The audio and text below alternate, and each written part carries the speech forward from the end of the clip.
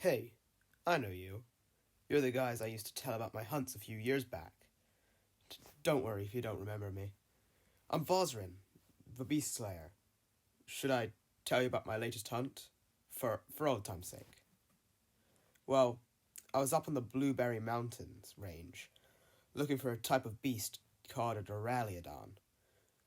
You see these metal flightless dragons. They're really weird, you know? The dragons that don't fly, and they're made of metal. Like, I couldn't have imagined how an evolutionary reason that these things would exist, to be honest. Well, anyway, their hides are stronger than titanium and harder than diamond, so they're pretty powerful to say the least. The only drawback is that they're very heavy. It's very heavy to wear as armor, which is why you don't see everybody wearing it. Well, I was looking for some on the request of my close friend Grimlock, the armor forger, the Grand Artificer of Misir, and I couldn't find any, which was weird, because they're very common on these mountains. Just as I was thinking of turning around and coming back another day, I slipped into a cavern. I shifted my hand into a claw of a winged sand slasher and dug it into the wall of the cave to slow my fall and perched myself on a ledge overseeing the vast cave, where a Duraliodon was fighting a king beast Duraliodon. If you don't know what a king beasts are, they're the most powerful member of any species. All of the other members of the species look to as king. They must do as they say. Basically, like, if this king beast comes into a room and there's a smaller Duraliodon and it goes, make me some soup, the smaller Duraliodon's going to have to make it some soup. Well, these members of the species were fighting it out for dominance. So the Duraliodon Alpha, which are usually dubbed Archdaliodons, was bringing the fight to its end and getting right over the other Duraliodon. But right as it was about to kill it, the other Duraliodon managed to do, in a burst of speed I've never seen from a Duraliodon before, go around the back and bite his head off. Like, literally just chomped the thing clean off of the head. It was really visceral. It started to glow in a light blue and shifted form, becoming a King Archaliodon itself. But then it saw me and looked to be charging an attack, so I jumped down from the ledge right as a beam of lightning erased it from existence, like completely eviscerated the ledge. I shifted fully into a winged sand slasher and grabbed the king beasts in my black claws, and then flew out of the cave. It blasted me with a more concentrated quick blast of steely energy, and sent us spiraling down into a forest at the bottom of the mountain range. Now, the thing is with this drawing is I like it enough, but I just feel like there's a few things off about it. Like, the legs don't really work, I just don't know what's wrong with it. I think I really like it. Generally, but totally, it's just a bit, I don't know, I just don't know. I was really wanting to draw this to test out, well, my shading capabilities on metal, and honestly, I don't think I did it that well.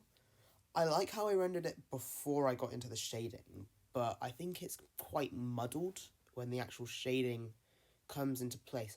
So what I think I'm going to try and do is something that I thought I would never do on metal, because metal needs to be shiny and very clear. But I was thinking maybe Gaussian blurring, which is what we do in Procreate. Basically, it's blurring the edges. Basically, blur the edges of the shading more, and next time I draw metal, and see if that works better. Because all of this has been a really experimental episode. I should probably explain what the hell this episode is. It's just kind of flesh out the world of Vosrin a bit more. And also, I've aged up Vosrin a bit from how I drew him in the narrator's drawn episode, because I actually don't like that drawing much. So yeah, here it is. Here's the piece. As I landed down into the forest, I shifted back into me, hoping I could give the beast a slip, but the Arch-Aliodon saw me too fast and started charging the beam of energy again. I couldn't form change again for another 30 minutes. This is a drawback to form changing. So I was screwed. I knew I couldn't outrun the lightning. It's lightning. So I stared down the Arch-Aliodon. I stared it with an intimidating look, and the beam fired, but the massive dark shadow fell in front of me and ate the beam like it was nothing. I got a look at the beast, that saved me, and saw it was a Rillaboom. These beasts are the gardeners of forests, and because of that, the hunted to, well, we thought extinction. But this one was here, and alive, probably making it the last of its kind, and definitely making it a king beast. And when I saw these two king beasts, and, well, you see, when two king beasts are in the same area, same territory, they have to fight. So the Arch-Aliodon went in for a close body slam, but the Rillaboom ate the hit and grabbed a massive log and slammed it into the Arch-Aliodon's head. That's the thing about Rillabooms. They're smart, and they use weapons. But because of their massive strength, they're absolutely able to use anything way bigger than the extent of humans. Like, literally, this thing picked up the log, and the log was bigger than me. And I'm a pretty big guy. Definitely bigger when I was younger. Well, anyway.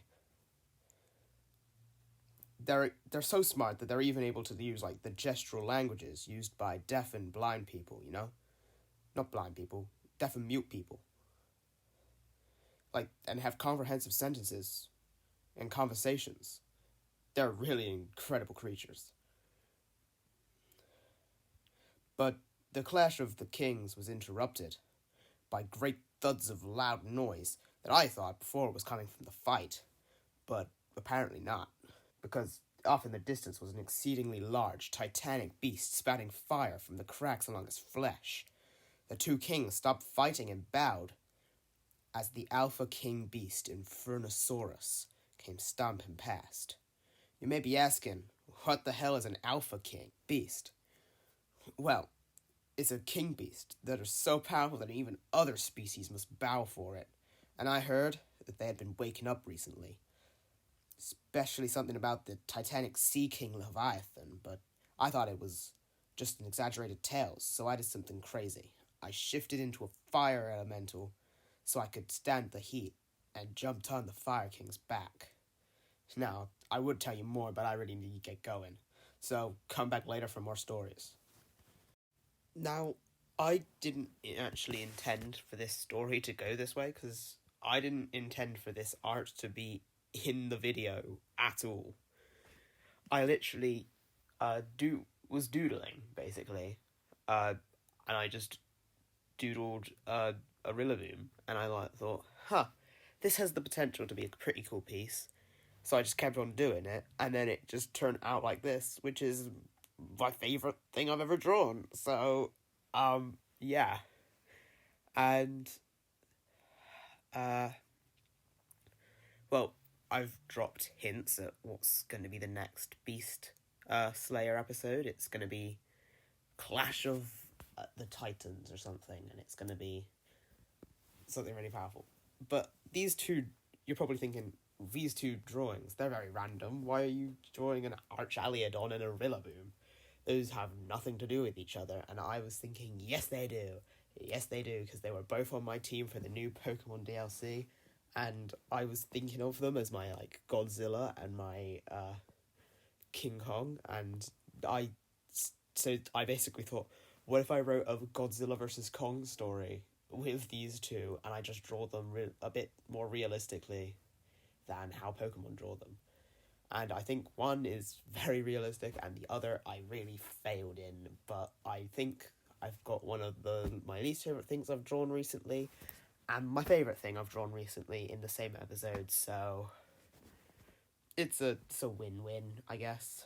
So, hope you get excited for Clash of the Titans, or whatever I'm going to end up naming the episode, where Fosrin will watch a kaiju fight, because that's basically what this gun is going to be.